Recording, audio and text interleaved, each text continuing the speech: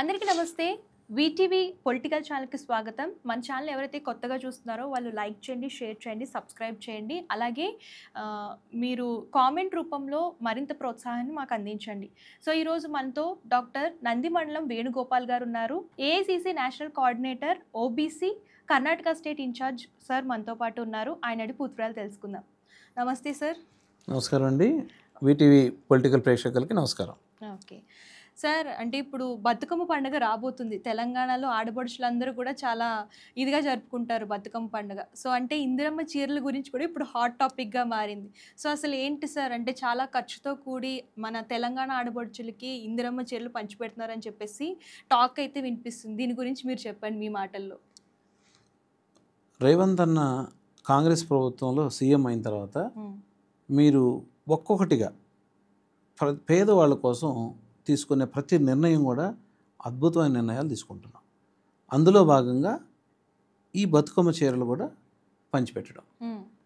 పోయినసారి బీఆర్ఎస్ గవర్నమెంట్లో చూస్తే బతుకమ్మ చీరలు నాసి రకమైన 50 రూపాయలు, 100 రూపాయలు అలా అయ్యి అవి కట్టుకోవడానికి కూడా పనికి రాకుండా మహిళలు ధరించలేక ఇబ్బంది పడి పొలాల్లో చుట్టూ పిట్టలు రాకుండా కట్టుకోవడం, పొలాల్లో ఏదైనా అడవి జంతువులు రాకుండా కట్టుకోవడం, ఇంట్లో పిల్లలకు ఉయ్యాల్లా కట్టడం, లేకపోతే ఇంకేమైనా పరదారు డేరాల్లా కట్టడం, ఇలాంటివి చేసేవాళ్ళు.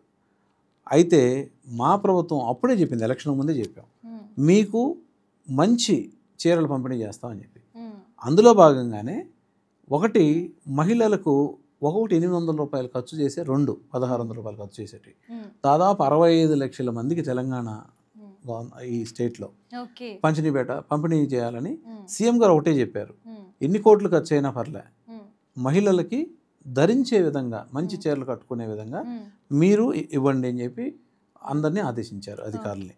రెండోది, చేనేత కార్మికుల్ని వాళ్ళకి ప్రోత్సహించేటట్టు, వాళ్ళకి 4 రూపాయలు వచ్చి హ్యాపీగా బతికేటట్టు వాళ్ళని ఎంకరేజ్ చేస్తూ ఆర్డర్లన్నీ వాళ్ళకి ఇవ్వడం జరిగింది.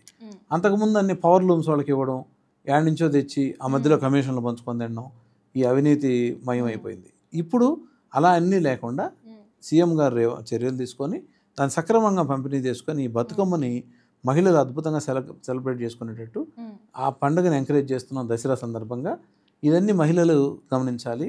మా ప్రభుత్వం మహిళలకి పెద్దపీట వేస్తూ ఏ నిర్ణయం తీసుకున్నా వాళ్ళ కోసమే చేయడం జరుగుతోంది. అంటే సార్, ఇప్పుడు మహిళలకి ఒక్క చీర అంటే ఓకే, కానీ 2 చీరలు గల ప్రత్యేకత ఏంటి సార్? ఒక చీర పెట్టడం కంటే 2 చీరలు పెడితే పేద మహిళలకి వాళ్ళు సంవత్సరం అంతా అప్పుడప్పుడు కట్టుకోవడానికన్నా ఉంటుంది కదా. మరి ఒక్క చీర అంటే బాగుండదు కదా. అందుకని ఖర్చు అయినా పర్లేదు 2 చీరలు ఇవ్వాలని నిర్ణయించారు. అంటే చాలా వ్యయం. అంటే ఇప్పుడు 800 రూపాయలు చీర అని అంటే, సో అంటే మిడిల్ క్లాస్ కానివ్వండి, లోయర్ క్లాస్ కానివ్వండి, సో అసలు అంత రేంజ్కి వెళ్ళరు. తెలంగాణలో మా ఆడబిడ్డల కంటే ఎక్కువ 100 కోట్లు కాదు కదా. మరి అలాంటప్పుడు ఖచ్చితంగా ఖర్చు పెట్టాల్సిందే. వాళ్ళకు నాణ్యమైన చీరలు, మంచి చీరలు రావాలంటే పెట్టాల్సిందే.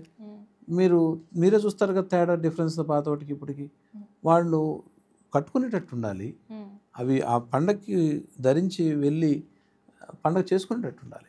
అంటే ఎప్పటి నుంచి పంపిణీ మొదలు పెడతారు సార్ ఇవి చీరలు? అదే దాని గురించే పంపిణీ తొందరలో పంచుతారు, దాన్ని తీసుకోవచ్చు. ఓకే, ధన్యవాదాలు సార్. చక్కగా మన ఛానల్ని చూస్తున్నట్లయితే మరిన్ని పొలిటికల్ విషయాలు మన ఛానల్లో డైలీ అప్లోడ్ అవుతూ ఉంటాయి కాబట్టి సో సబ్స్క్రైబ్ చేయండి, లైక్ చేయండి, షేర్ చేయండి. సో మీ విలువైన సమయాన్ని కేటాయించి కామెంట్ రూపంలో మాకు తెలియజేయండి. ధన్యవాదాలు.